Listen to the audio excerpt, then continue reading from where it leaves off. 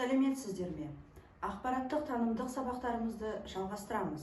Сабақтың тақырыбы тәуелсіздіктің теңгесі. Тәуелсіздік алған елдің ең бірінші ерекше белгісі ұлттық валюта. Теңге Қазақстан Республикасының көлемінде пайдаланылатын заңды төлем құралы. Ақша асыл қазына, халықтың байлығы. Ұлттық валютамыз Қазақстан Республикасы президентінің 1993 жылғы 12 қарашадағы жарлығы мен 1993 жылы 15 қараша күні енгізілді. Ескі ақшаны қазақстандық теңгеге айырбастау 1993 жылы 15 қарашада сағат 8-де басталып, 20 қарашада сағат 8-де аяқталды. Ұлттық теңгеміздің шеттері қазақтың ою-өрнектерімен безендірілген.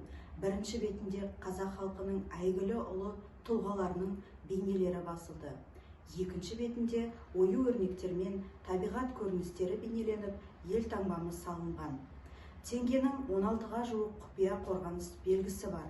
Ұлттық валютамыздың дизайнын жасаушы, авторлық топтың жетекшісі Тимур Сүлейменов болды. Ұлттық валюта банкнот және монета түрінде айналысқа енгізілді. Қазір банкнот ұлттық банктың Алматы қаласындағы банкнот фабрикасында, ал монета Өскемендегі монета сарайында шығарылады. Қазақстан Республикасының ұлттық валюта теңге күні жыл сайын 15 қарашада атап өтіледі.